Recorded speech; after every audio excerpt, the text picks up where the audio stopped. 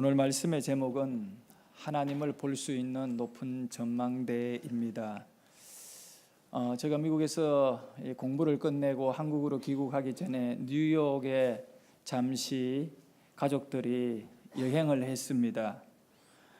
그 뉴욕에서 가장 기억에 남는 것은 그 맨해튼 오가에 있는 1931년도에 지어진 무려 443m나 되는 높은 건물. 1931년도에 우리나라는 어떠했던가 여러분 한번 생각해 보시면 될 겁니다. 구한말. 그때 이미 미국에는 102층짜리 빔으로, 요즘 이제 건물을 이거 빔으로 짓잖아요. 이 빔으로 제작된 443m짜리 엠파이어 스테이트 빌딩이라고 그것을 세웠던 것이지요. 그 뉴욕의 그 무역센터가 지어지기 전까지는 전 세계에서 가장 높은 건물로 위용을 드러냈기도 했습니다. 근데 그 엠파이어 스테이트 빌딩 이제 가장 꼭대기층에 뭐가 있느냐 하면 이 전망대가 있습니다.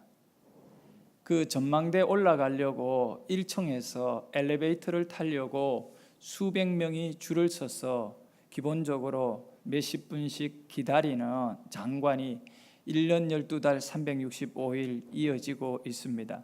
아마도 그 엠파이어 스테이트 빌딩은 이 관람객들, 전망대에 올라가는 그 관람객들이 비싼 돈을 주고 이제 꼭대기층에 올라가게 되는데 그 돈만 받아도 그 빌딩 전체를 운영하고 아마 돈이 남을 것입니다. 그 역사적이고 기념비적인 그 인류의 그런 하나의 자산이라고 생각할 수 있겠지. 그거는 단순한 건물이 아닙니다.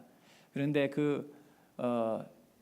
102층에 있는 이 전망대에 왜 그렇게도 사람들이 올라가려고 하는가?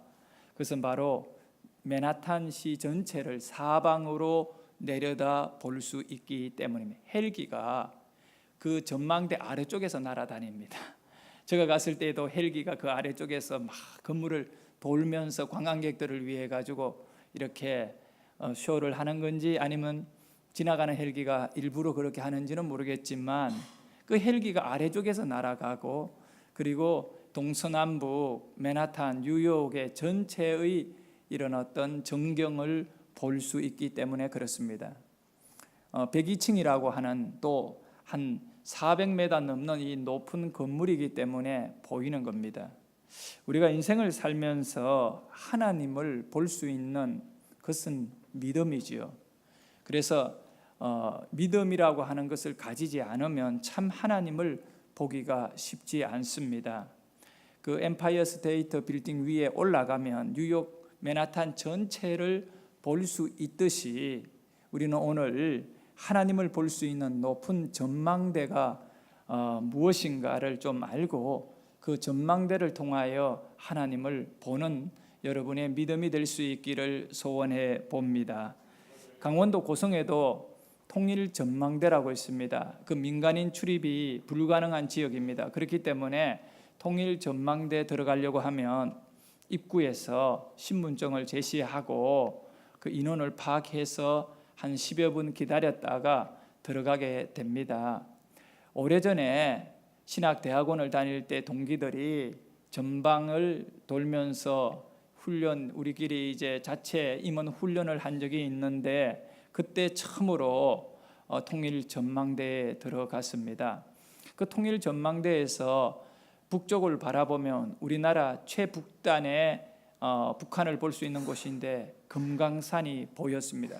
그날따라 날씨가 화창해서 금강산의 그 아름다움을 이제 500원짜리 동전을 넣고 구경을 했는데 참 저 좋은 경치, 저 좋은 산을 가보지 못한다라고 하는 것이 좀 아쉬움이 있었습니다. 통일 전망대도 역시 낮은 곳에 있지 않았습니다.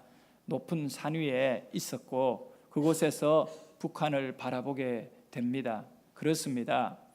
우리가 하나님을 바라보는 곳은 나름대로 우리가 어떤 위치가 있다는 겁니다. 어떤 위치인지 그것을 우리가 한번 생각해 볼 때 먼저 여인이 아이를 낳을 때 해산의 고통은 이루 말할 수 없습니다. 저는 남자이기 때문에 여인이 당하는 고통이 얼마나 심하고 고통스러운가는 알 수 없지만 일단 이 죽음의 경지를 넘는 것 같은 그 고통이 있다고 합니다. 그런데도 불구하고 둘째 아이, 셋째 아이, 심지어 넷째다 저희 어머니는 아이를 많이 낳았습니다.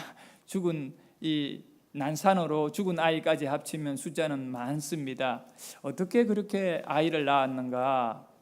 그 정도 이 죽음의 고통이 지나가는데 말입니다. 그것은 해산의 고통은 기쁨이 있기 때문에 그렇습니다. 생명을 얻는 기쁨이 있습니다. 그리고 신뢰와 믿음이 있습니다. 아이 낳다가 내가 죽지 않는다라고 하는 그 믿음이 있기 때문에 둘째도 놓고 셋째도 놓습니다. 그렇지 않겠습니까? 이 고통이라고 하는, 이 극심한 고통이라고 하는 이 고통이 생명을 바라보는 높은 위치였다는 겁니다. 만약에 아이를 방구 끼듯이 그냥 놓아버렸다면 그 아이에 대한 애착심과 또 그 아이를 향한 그런 사랑이 있겠습니까? 그 아이를 바라보는, 내 아이를 바라보는 높은 위치가 바로 해산의 고통 가운데 만들어지는 것이겠지요. 시편 121편 1절과 2절의 말씀에 우리 같이 한번 크게 읽어볼까요? 내가 산을 향하여 눈을 들리라. 나의 도움이 어디서 올까? 나의 도움이 천지를 지으신. 시인은 눈을 들어 하나님을 보려고 합니다. 하나님을 보고 싶어하는, 오늘 우리 모두는 하나님을 보려고 하지요. 그런데 시인이 고백합니다. 하나님을 볼 수 있는 장소는 다른 데가 아닙니다. 내가 눈을 들어 산을 볼 때에 이제 하나님이 보이기 시작한, 우리의 하나님은 어떤 하나님이냐면 나를 도와주시는 하나님입니다. 나와 아무런 상관이 없는 하나님이 아니라 나의 가난을, 나의 배고픔을, 나의 병듦을 다 돌아보아 주시는, 그리고 도와주시는 그런 하나님이십니다. 바로 산을 향하여 눈을 들 때에 나를 도와주시는 그 하나님을 보게 되는 것입니다. 산이라는 것은 우리가 이제 여러 가지 관점에서 생각할 수 있습니다. 성전이 시온산에 있기 때문에 내가 눈을 들어 시온산을 바라보면 하나님이 보인다, 하나님의 도움이 보인다, 이렇게도 많은 신학자들이, 거의 대다수의 주해와 주석들이 그렇게 해석되어 있습니다. 그러나 오늘 저는 조금 바꾸어 가지고 이 말씀을 해석하면서 하나님을 바라볼 수 있는 높은 전망대를 저와 여러분에게 제시하고자 합니다. 그것은 바로 그 산은 인생의 고난을 의미하고 해결할 수 없는 내 앞에 버티고 있는 문제를 의미하는 거지요. 제가 보는 관점입니다. 여러분, 산은 움직이는 것이 아니에요. 내가 밀어서 치워버릴 수 있는 게 아니에요. 산은 못 움직이는 거예요. 불가능한 거예요. 우리는 불가능을 바라보며, 눈을 들어가 산을 바라보며 내가 반드시 이 산을 넘어가야 되는데 도저히 그 산을 넘을 수 없는 인생의 문제, 인생의 고난, 죽음 같은, 마치 여인이 아이를 낳을 때 해산의 수고, 엄청난 그 산 앞에 두려움과 떨림을 갖고 있을 때, 그때 딱 분만실에 들어가면서 예수 믿는 사람은 하나님 도와주세요, 무사히 넘기게 해주세요. 우리 여기 앉아있는 여인들 가운데 그 기도 안 들은 분 있겠어요? 예수 믿었다면 바로 내 인생에 나를 가로막고 있는 것이 산이라는 거예요. 내가 이 산을 바라볼 때에 나의 이 도움의 하나님이에요. 이 2절의 말씀이 의미가 도움의 하나님이거든요. 산이라는 것은 내 힘으로 해결 안 되는데 그 산을 치워버리고 그 산을 넘게 되어지는 나의 도움의 하나님을 그때 내가 바라본다는 것입니다. 그렇기 때문에 여인이 아이를 낳는 해산의 고통은 축복이거든요. 어쩌면 여러분이 오늘 겪고 있는 힘들고 어려운 고난이 축복이 되기를 소원합니다. 예수 안 믿는 사람은 고난과 눈물과 시련이, 아픔이, 상처가 그거는 불행입니다. 그러나 예수 믿는 우리에게는 오히려 그런 고통이 있기 때문에, 가난이 있기 때문에, 아픔과 질병이 있기 때문에 하나님을 바라보는 거예요. 어떤 하나님을요? 도움의 하나님을 바라보는, 나를 부유케 하시는 하나님을 바라보고, 나를 치료하시는 하나님을 바라보고, 나를 일어나게 하시는 하나님을 바라보게 되는 것입니다. 그래서 시인은 내가 눈을 들어 산을 볼 때 나의 도움의 하나님을 본다라고 고백하고 있습니다. 언제나 우리 하나님은요, 나의 등 뒤에서 나를 지키시는 하나님입니다. 제가 오늘 이 본문의 말씀의 제목을 원래는 다른 제목으로 정했다가 그것을 좀 이렇게 바꾸었습니다. 근데 나의 등 뒤에서 나를 지켜주시는 그 하나님, 우리 영상을 하나 좀 준비했는데 그 영상을 잠시 보면서 그 새끼를 지키는 그 의미의 그 모습을 마치 우리를 지켜주시는 하나님 같은 든든한 그런 배경이 되고 있다고 생각할 수 있습니다. 영상을 봅시다.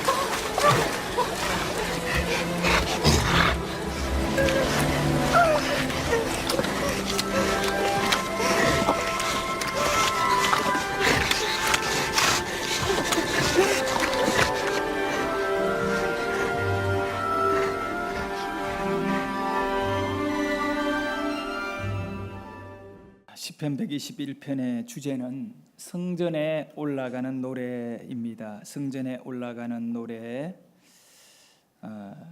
누가 성전에 올라가느냐 하면 예배를 드리기 위해서 올라가는 거죠. 예배자입니다. 그 예배자들이 부른 노래가 121편입니다. 그런데 왜 이 예배자에게 산이 있습니까? 그것은 유대인들이 멀리 떨어져 있는 다른 나라에 살다가 그 성전이라는 것은 예루살렘에 하나밖에 없습니다.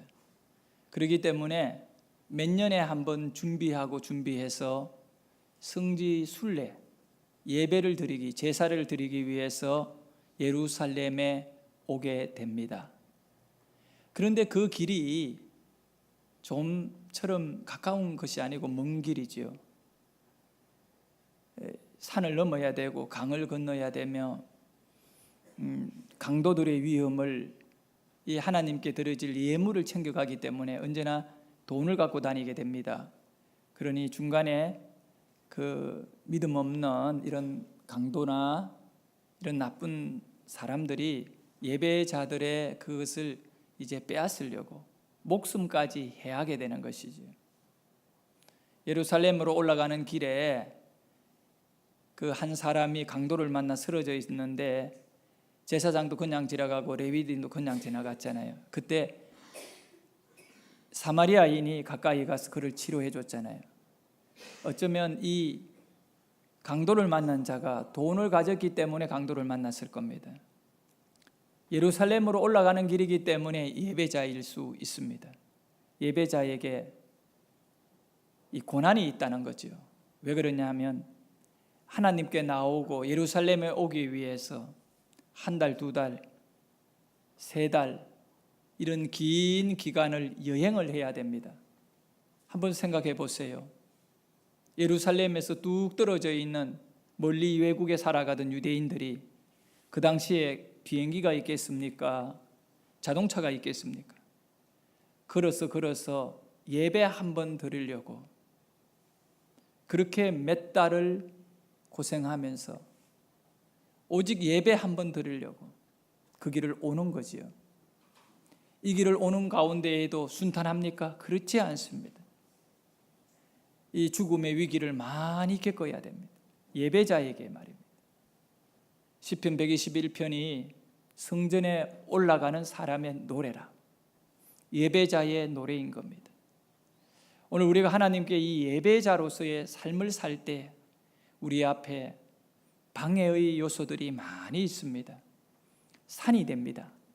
그러나 이 예배자들은 고백합니다. 하나님께서 나를 지켜주신다. 이 121편을 노래하면서 하나님이 나를 지켜주신다. 하나님은 나의 도움이 되신다. 내 앞에 있는 산을 다 해결하게 하신다. 이렇게 고백하고 믿음으로 나아가는 것입니다. 여러분, 마태복음 17장 20절에 보면 예수님께서 제자들에게 산을 옮길 만한 믿음에 대하여 말씀하고 있습니다. 믿음이 있으면 산을 옮긴다는 것입니다. 산은 안 움직여지는 겁니다. 그런데 산이 움직여지는 것은, 내 앞에 있는 산이 움직여지는 것은 믿음이라는 거지요. 주님은 진실로 너희에게 이르노니 만일 너희에게 믿음이 겨자씨 한 알만큼만 있어도 이 산을 명하여 여기서 저기로 옮기오라 하면 옮겨질 것이요. 겨자씨 한 알만한 작은 믿음만 너희에게 있어도 이 산을 여기서 저기로, 여기서 저기는 어디입니까? 바로 믿음을 가지고 기도하고 믿음을 갖고 있는 사람의 그 생각과 언어, 그 사람이 지적하는 그 장소로 산은 옮겨질 것이라는 겁니다. 그냥 산이 아무렇게나 움직여지는 것이 아니라 여기서 저기로입니다.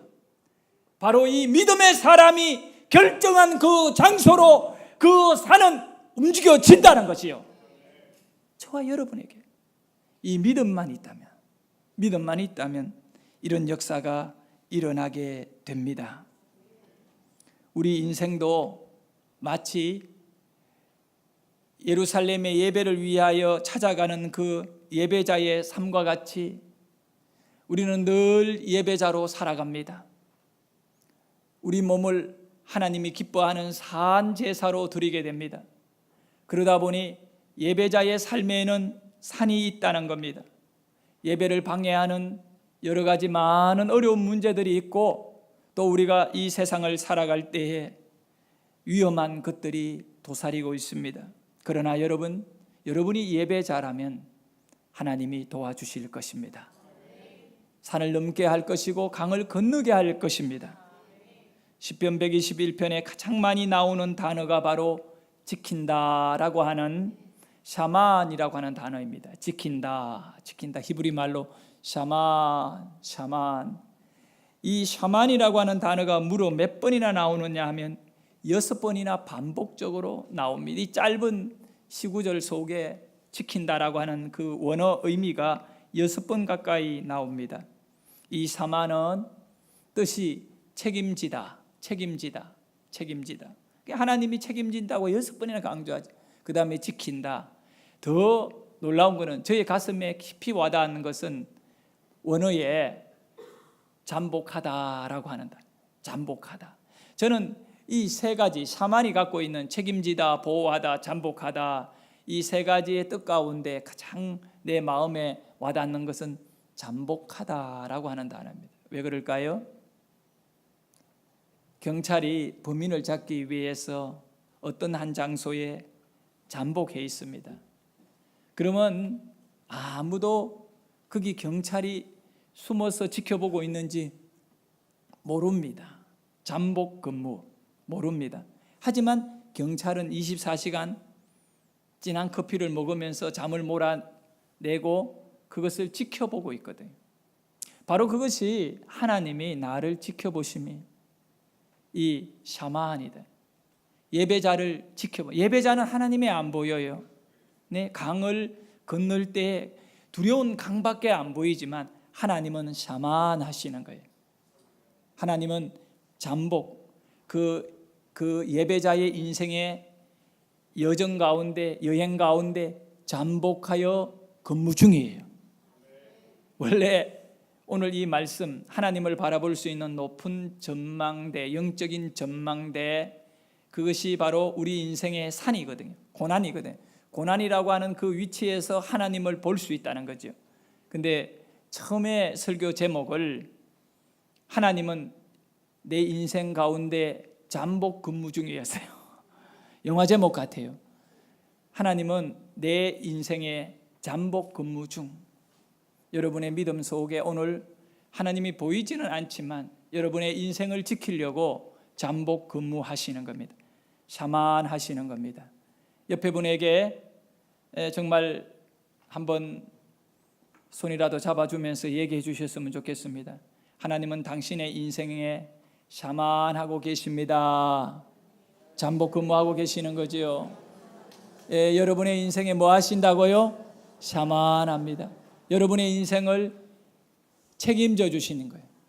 여러분의 인생을 지켜주시는 거예요. 여러분의 인생을 어떻게 한다고요? 잠복하여 근무하는 거예요. 그 잠복에서 근무하니까 하나님의 안 보인 그 내 인생을 책임져 주시고 내 인생을 지켜주시는 그분이 잠복 근무 중이다. 샤만이라고 하는 단어는 잠복해 있다, 숨어가지고 지켜보고 있다는 거예요. 하나님 없다고 그냥 그렇게 불평하지 마시고 지속적으로 121편에서 강조하고 있는 것, 지킨다 반복적으로 지킨다가 나오는 이유는 그만큼 예배자의 인생이 힘들고 어려움이 많고 두려움과 공포와 여러 가지 문제 위험에 노출되어 있는 길이라는 겁니다. 하지만 시인은 오늘 이 시편을 통하여 모든 예배자들을 향하여 고백하고 있습니다. 두려워하지 마세요. 그렇게 위험과 어려움과 고통이 있지만 하나님께서 안전하게 인도해 주실 겁니다. 하나님께서 당신의 인생 가운데 샤만하고 계십니다. 할렐루야. 이 은혜로운 고백을 오늘 나의 것으로 받아들일 수 있기를 축원합니다. 그러므로 하나님은 나와 여러분의 인생에 어떤 분이시냐면 환난 날에 나의 도움이 되십니다. 우리 한번 따라합시다. 하나님은 환난 날에 나의 도움이 되십니다. 그 환난 위에서 하나님을 보게 되는 거죠. 하나님을 보는 높은 전망대가 바로 환난입니다. 어려운 문제가 확 다가올 때 거기서 좌절하고 절망하고 불신앙에 얘기하지 말고 그 환난 위에서 하나님을 보는 거예요. 그거는 전망대예요. 전망대. 예? 그 환난을 통하여 하나님을, 산이네, 산을 통해 하나님을 보듯이 말입니다. 여러분, 산은 평탄한 평지가 아닙니다. 산은 굴곡이 있습니다. 거친 바위와 은근키로 정말 사람이 쉽게 접근할 수 없는 곳입니다. 산은 인생을 가로막고 있는 장벽이고 어려움이고 시련이고 고통입니다. 내 힘으로 상대할 수 없는 버거운 상대가 산입니다. 그러나 하나님은 산을 상대하면 일순간에 다 날아갑니다. 믿으십니까? 나는 버거운 상대이지만 하나님에게는 산이 아무것도 아닙니다. 왜 그러냐면 천지 만물을 하나님이 다 지었기 때문입니다. 지은 자의 뜻대로 모든 것은 움직여집니다. 내가 산을 향하여 눈을 들리라. 나의 도움이 어디서 올까? 어디에서 오느냐 하면 보십시오. 천지를 지으신 여호와께로 말미암으리라. 2절에 뭘 지으신? 천지를 지으신 하나님으로부터 온. 산은 아무것도 아니다. 우리 한번 따라합니다. 산은 아무것도 아니다. 이 산을 만났을 때 하나님을 찾는 인생이 되면 산은 아무것도 아닙니다. 인생의 시련과 위기를 만났을 때 우리는 눈물로 하나님을 찾아야 됩니다. 하나님께 나와 예배해야 합니다. 그러면 성경에 보면 하나님께서 반드시 그를 만나 주시겠다 약속해 주셨습니다. 시편 8편 17절의 말씀에 보면 나를 사랑하는 자들이 나의 사랑을 입으며 나를 간절히 찾는 자가 나를 만날 것이라. 누가 간절히 하나님을 찾겠습니까? 어려움을 만난 분, 산을 만난 사람, 자기 힘으로 도저히 그 버거운 산을 해결하지 못할 때 절망하지 말고 하나님을 바라보는 전망대로 삼아라는 겁니다. 그곳에서 하나님 도와주세요. 하나님 도와주세요. 우리 하나님께서 도와주십니다. 아프리카 선교사로 활동한 미국인 목사님께서 그 오지에서 활동하다가 식인종들에게 잡혔습니다. 식인종은 사람을 잡아먹는 것이 주특기입니다. 이제 이 식인종들이 둘러서 가지고 막 죽이려고 할 적에 이 선교사님이 갖고 있던 단검을 뽑아가지고 그 식인종들에게 얘기합니다. 당신들 나를 잡아먹어 봤자 전혀 이 맛이 없는 고기이기 때문에 당신들만 괜히 고생한다. 그러니까 내 고기는 맛이 없다. 맛없는 거 먹지 마라. 그러니까 이 식인종들이 아주 맛있어 보인다는 거예요. 그러면 한번 먹어볼래? 그리고 이 선교사님이 다리를 걷어가지고 자기 다리를 걷어가지고 칼을 갖고 허벅지 살을 이만큼을 잘라가지고 그게 보니까 추장 같은 사람에게 대장 있잖아요. 대장에게 탁 전해줬습니다. 한번 먹어봐라. 맛있나 맛없나. 맛있으면 다 줄게. 내가 반항 안 하고 너하고 싸우지도 않고 그냥 다 줄게. 먹어봐라. 한번 먹어봐라. 맛을 봐라. 맛을 보고 맛있으면 먹어라. 허벅지를 잘라줘 버린 거예요. 추장이 받아가 입에 넣었어요. 씹었는데 씹고 싶는데 너무 맛이 없는 거예요. 그래가지고 맛이 없으면 어떻게 해요? 뱉어야지. 뱉어 뱉으면서 얼굴을 막 짜증스럽게, 자기가 수많은 사람 인육을 먹어봤는데 이렇게 맛이 없는 거는 처음이다. 이거 못 먹는 거예요. 여러분, 산에 가면 버섯이 있는가 하면 독버섯이 있어요. 마치 독버섯을 먹은 얼굴로 하면서 고개를 막 동료들에게 절레절레 흔들면서 얘는 잡아먹지 말아야 된다. 너무 맛이 없다. 그러더래요. 그러니까 선교사님 하는 말이, 봐라, 나는 맛없잖아. 그리고 이분이 한 거의 50년 가까이를 그 오지에서 식인종들하고 같이 살면서 전도를 하면서 복음화를 통해 그 식인종들을 전도해가지고 사람 잡아먹지 않고 하나님 믿는 사람으로 만들었다잖아요. 근데 이분이 사실은 20대에 미국에서 교통사고를 당하게 된 것입니다. 그래서 한쪽 다리를 완전히 절단해가지고 잘라냈어요. 그리고 그 다리는 고무다리였어요. 이 20대에 이 신학교 다니면서 선교사 지망생이 다리 하나 잃어버리고 하나님께 얼마나 원망하면서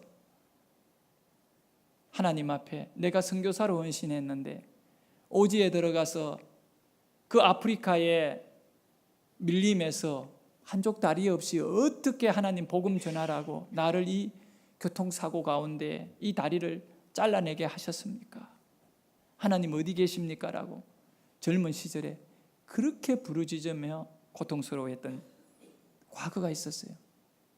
그는 선교 현장에서 첫 번째 대면한 식인종들과의 그 만남 속에서 왜 그때 하나님이 내 한쪽 다리 갖고 가셨는가? 그는 그 한쪽 다리를 잃어버렸던 사건을 통하여 하나님을 보게 되는 것입니다. 내 생명을 지켜주시려고. 사랑하는 여러분, 우리 인생의 고난은 하나님을 바라보는 전망대입니다. 내가 눈을 들어 산을 보리라. 내 앞에 버티고 있는 어마어마한 고통과 문제를 보리라. 나의 도움이 어디서 올까? 천지를 지으신 여호와 하나님께서로 온다. 여러분의 도움은 어디서 옵니까? 여러분의 인생과 삶 앞에 버티고 있는 그 장애물을 치워버릴 수 있는 분이 누구이십니까? 하나님인 것입니다. 오늘도 그 하나님을 바라보는 여러분의 믿음이기를 소원합니다. 스가랴 4장 7절에는 큰 산아 네가 무엇이냐, 이 산 문제 말입니다. 큰 산아 네가 무엇이냐, 네가 스룹바벨 앞에서 평지가 되리라. 평지가 되겠다는, 누구 앞에서? 스룹바벨 앞에. 누구 앞에서? 여러분의 이름 누구 앞에서? 누구 앞에서? 여러분의 인생 앞에 큰 산은 뭐가 된다? 평지가 된다. 그런데 그렇게 되기를 원하지요? 그렇게 되기를 소원하면 저 얘기를 잘 들어야 돼요. 스룹바벨이 누구냐 하면 바벨론에서 돌아온 총독이었어요. 지도자입니다. 근데 바벨론의 그 황제의 그 명을 받은 총독이에요. 이 유대 지방 전체를 다스리는 행정관이거든요. 그러면 사회적으로 먹고 사는 것과 모든 명예와 권력을 다 가지고 있는 사람입니다. 스룹바벨이. 뭐가 아쉽습니까? 세상 먹고 사는 것에. 그런데 이 스룹바벨의 아쉬움은 하나님의 성전이 다 무너져서 짐승들이 왔다 갔다 하는 그런 폐허가 된 것에 대한 가슴 아픔이 있는 거예요. 그래서 이 스룹바벨이 백성들하고 성전을 재건을 하게 되는 겁니다. 성전을 재건하려고 하니까 주위에 있던 이방 나라의 이 사람들이 그렇게 방해하는 거예요. 말할 수 없이 방해하는 거예요. 암살하려고 하고요. 산을 만난 거예요. 바로 그 얘기예요. 하나님의 전을 재건하는 것에 산을 만난 큰 산아 네가 무엇이냐? 스룹바벨 앞에서 평지가 되리라. 여러분의 인생 앞에 있는 산이 평지가 되는 것은 하나님의 일에, 주님의 일에 관심을 가지고, 스룹바벨이 무엇을 위하여 살아가다가 산을 만났습니까? 성전 재건하는, 하나님이 가장 기뻐하시는 귀한 일을 헌신하고 일꾼으로 세워져 있다가 만난 산입니다. 저도 여러분들도 하나님이 이루기를 원하는 귀한 일에 부름을 받은 스룹바벨 같은 인생 되기를 소원합니다. 그래야만 저와 여러분의 이름이 바로 큰 산아 누구 앞에서 라고 하는 그 이름이 여러분의 이름이 되기를 소원합니다. 주님의 일에 여러분이 좀 쓰임을 받아야지. 평지가 되는 역사를 볼 수 있어야 됩니다. 과거에 솔로몬이 성전을 아름답게 지었습니다. 그래서 그 성전의 이름을 솔로몬 성전이라고 합니다. 그리고 바벨론으로 인하여 성전이 다 무너졌습니다. 스룹바벨 와서 성전을 재건했습니다. 너무 놀라운 거라. 큰 산아 스룹바벨 앞에서 평지가 되리라고 하던 이 성전을 재건한 이후에 모든 사람들은 다 한마디로 뭐라고 얘기하느냐 하면 스룹바벨 성전이라 말합니다. 여러분, 솔로몬 성전이 무너지고 난 다음에 세워진 재건된 성전을 뭐라고 한다고요? 스룹바벨 성전이라 합니다. 얼마나 영광스럽습니까? 그 한 사람의 이름이 성전이라고 하는 것에 들어가게 되는 겁니다. 스룹바벨 성전. 스룹바벨. 물론 로마에 의해 가지고 또 이 스룹바벨 성전도 무너지게 됩니다만은, 그러나 이 스룹바벨이라고 하는 이름을 성전에 사용하고 있습니다. 여러분과 제가 이제 이 여름을 맞이해서 오늘 우리가 감당해야 될 귀한 일들이 무엇인가 돌아볼 수 있기를 바랍니다. 오늘 광고에 보면 여름 행사들이 쫙 나가 있습니다. 유치부, 유초동부, 중동부, 고동부, 청년 능력 전도, 이런 행사들이 나가 있습니다. 여러분 뭘 봤습니까? 뭐 하구나, 그거로 끝내지 마시기를 바랍니다. 마음으로, 기도로, 또 물질로 각 부서에 헌신하시기를 바랍니다. 여러분 행사에 들어가는 돈이 전체적으로 보면 엄청난 돈입니다. 근데 우리 성도님들이 이 일에 대하여 조금씩만 헌신한다면 각 부서의 교사들이 뭐 사례비를 받고 섬기는 거 아니잖아요. 얼마나 힘들고 어렵겠어요. 부장들이 정말 이 여름 행사를 앞두고 잠을 못 잘 것 같아요. 네, 우리 성도님들이 교사들에게, 아이들에게 조금씩 힘이 되라고, 물론 기도는 하겠지만 이렇게 몇만 원씩이라도 각 부서별로 후원해 준다면 여름 행사에 넉넉함이 있을 거라 생각합니다. 이 교사들과 기관들이 큰 산을 만났습니다. 요즘같이 힘들고 어려울 때 아이들이 교회를 잘 오려고 하지 않는 그 아이들을 이끄잡아내 가지고 그들을 영적으로 성경을 가르치고 이렇게 하는 일에 어쩌면 교사들이 큰 산을 만난 것입니다. 네, 우리 모두가 도움이 되기를 소원합니다.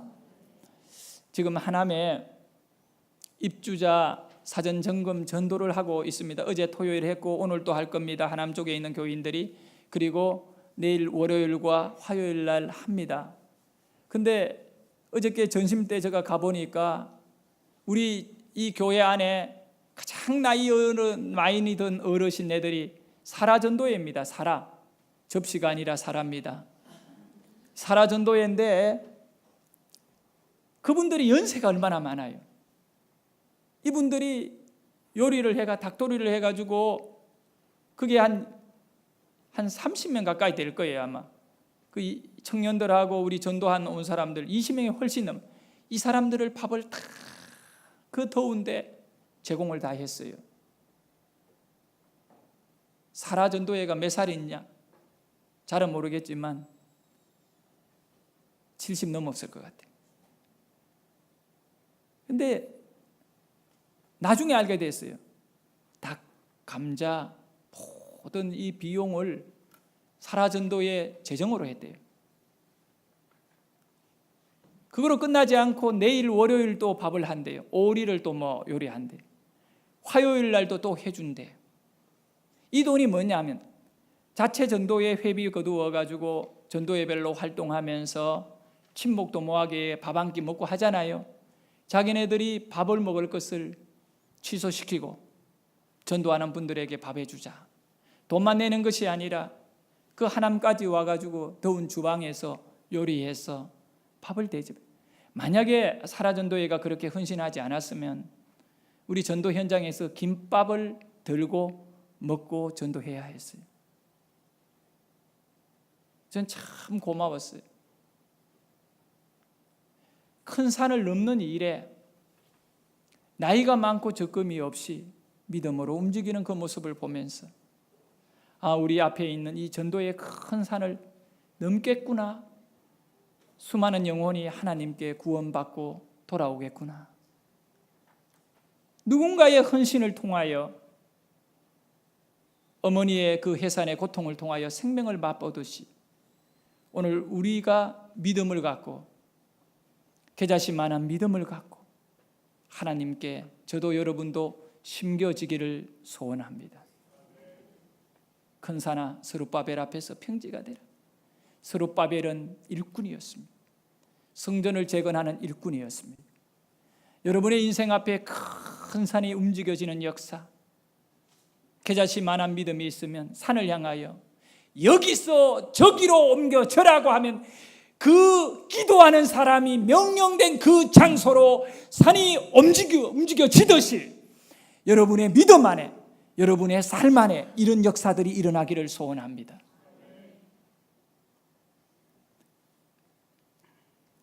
(1980년대) 민주화 운동이 우리나라에서 일어났습니다. 그때 그 정치적 이야기들을 영화로 만든 변호인이라고 하는 영화가 있습니다. 이 변호인에 보면 송 변호사와 가장 중요하게 다루어지는 내용은 송 변호사와 국밥집 아들 박진우와의 대화입니다. 국밥집 아들 박진우가 학생 민주화 운동을 하다가 이 감옥에 들어가서 엄청나게 만신창이가 되도록 두드려 맞고 이렇게 고통을 받고 잠시 이제 풀려났을 때입니다. 그때 송 변호사와 박진우가 나눈 대화 내용이 있습니다. 이 박진우가 송 변호사에게 이렇게 말해, 이제 다 끝났단 말이지요. 그렇게 말했던 겁니다. 이제 다 끝난 거지요. 민주하고 뭐고 다 무너진 거지요. 마음도 육체도 다 낙심돼가 그 얘기를 하니까 송 변호사가 이렇게 대답했어요. 예전에 내가 너희들에게 학생운동이 계란으로 바위 치는 거라고 말했을 때에 네가 그랬잖아. 바위는 아무리 강해도 죽은 것이고 계란은 아무리 약해도 살아 있어서 계란이 반드시 바위를 넘을 것이라고 말했지 않았느냐. 그러니 너 낙심하고 좌절하지 말고 넘어야 돼. 여러분, 계란을 가지고 바위를 치면 계란이 깨지겠죠.